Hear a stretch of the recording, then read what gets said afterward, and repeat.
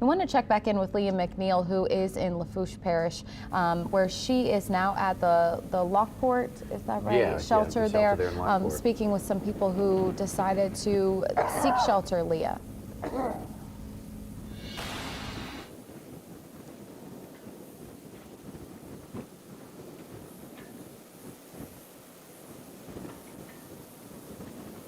Hey guys, yeah, we are here at the shelter in Lockport, right here in Lafourche Parish. Joining me now is Mr. Robichaud. He was actually one of the folks that actually came to the shelter. He was from Raceland in one of those trailers, yep. Still from Ida.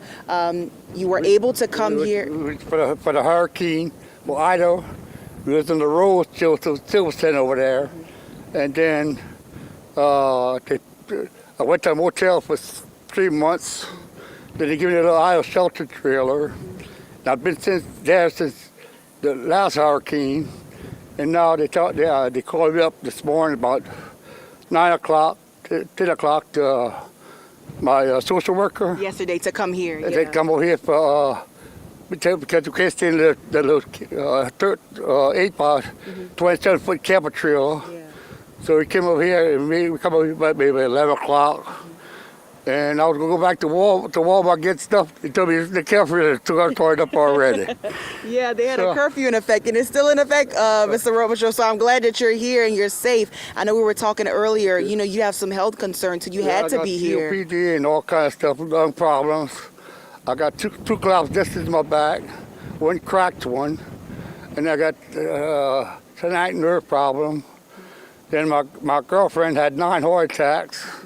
She's almost paralyzed on one side, and she back and see she had like a brain stroke, and she's only got 10% left on the other side, but we're still here.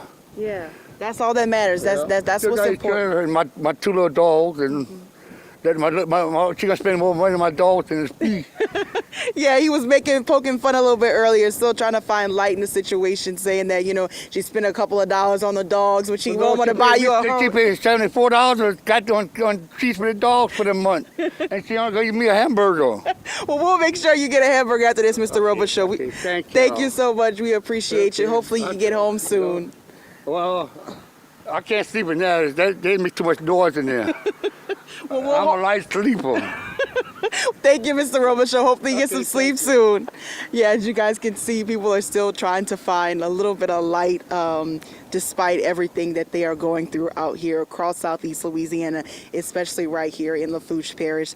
Mr. Robichaud, he mentioned that he has been in his trailer since Hurricane Ida, so he had to leave, of course, with Hurricane Francine coming into the area. Not sure as of right now when he'll be able to make it back to his home, but he did say one thing that always rings true whenever we are talking about these disasters is that he said everything can be replaced, but life cannot. So he says he's just very, very grateful that no one has gotten hurt. They haven't gotten any word of any injuries at this point, despite all the, you know, the ups and downs he said he's had with his home that actually went into the bayou for Hurricane Ida, he told me. So all the headaches, he says that he's dealt with that. He says we'll deal with it every time and every time and every time again, as long as nobody loses life, as long as he's okay, you know, his girlfriend's okay. So that's all the big takeaway at this point at the shelter and across Lafourche Parish. Speaking of the shelter right now, we do know there are about 40 people in there. Of course, guys, it is 4:50 in the morning, so a lot of folks